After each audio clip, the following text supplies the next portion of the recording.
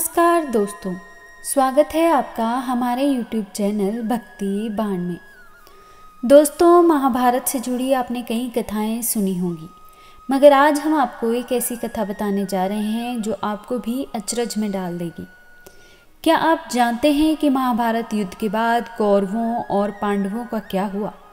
कौन नरक में गया और कौन स्वर्ग में? तो आइए आज हम आपको बताते हैं कि कौरवों और पांडवों में से कौन नरक में गया था और कौन स्वर्ग में।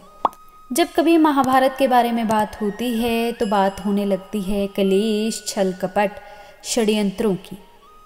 इस कहानी में और भी कई पात्र हैं जिनके बारे में बातें होती हैं, जैसे कि द्रौपदी की, कि क्या ये युद्ध केवल द्रौपदी की वजह से हुआ था? क्या श्री कृष्ण की एक बड़ी भूमिका थी इस युद्ध को होने को लेकर? दोस्तों, क्या आप जानते हैं कि कौरवों और पांडवों में कौन स्वर्ग गया था और कौन नरक? तो आइए आज हम आपको बताते हैं, इस रहस्य पर से पर्दा उठा देते हैं। कई कथाएं प्रचलित हैं जिसमें कहा जाता है कि पांडवों को नरक मिला था और कौरवों को स्वर्ग, मगर ऐसा नहीं है। यह पूर्ण सत्य नहीं है। महाभारत युद्ध महाविनाश और धर्म की विजय के साथ समाप्त हो चुका था। कौरव पक्ष के करीब सभी योद्धा मारे जा चुके थे। कुछ समय तक राजपाट का भोग करने के बाद पांडवों ने भी मोक्ष की महायात्रा पर निकलने का निश्चय किया और हिमालय की ओर निकल पड़े।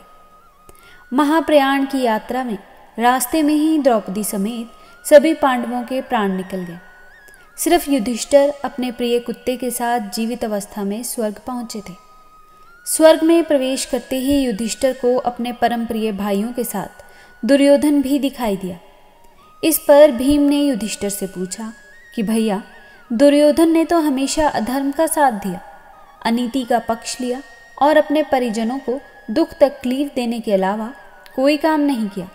इसके बावजूद उसको अपने कौन से पुण्य की वजह से स्वर्ग की प्राप्ति हुई है? या ईश्वर के न्याय में कोई गलती तो नहीं रह गई? युधिष्ठिर ने भीम की बात को बड़े धैर्यपूर्वक सुना और कहा, विधि का विधान है कि पुण्य का परिणाम भले ही नाम मात्र का हो, उसका फल जरूर मिलता है। लाख अवगुणों के बावजूद दुर्योधन में एक सद्गुण था, जिसके कारण उसको स्वर्ग प्राप्त हुआ। भीम ने दोबारा युधिष्ठिर से प्रश्न किया कि वह कौन सा पुण्य था जिससे दुर्योधन को स्वर्ग की प्राप्ति हुई। युधिष्ठिर ने कहा, वह अपनी गलत संगति और संस्कारों की वजह से अपने जीवन को सही काम में नहीं लगा सका और षड्यंत्रों से भरा जीवन ही उसकी पहचान बनकर रह गया। लेकिन अपने लक्ष्य की प्राप्ति के लिए उसने पूरी लगन लगाई और जुट गया। अपने लक्ष्य के प्रति एक निष्ठ रहना ही उसका सबसे बड़ा सद्गुण था। इसी सद्गुण के पुण्य के कारण उसे कुछ समय के लिए स्वर्ग की प्राप्ति हुई है। महाभारत की इस अंत कथा में हम सबको सीख मिलती है कि लक्ष्य के प्रति हमेशा ईमानदारी, लगन और सत्यनिष्ठा से लगे रहना, लक्ष्य कितना भी कठिन क्यों ना हो, उसमें असफलता मिलने पर भी उसमें कुछ अर्थों में सफलता की महक और चमक छुपी रहती है।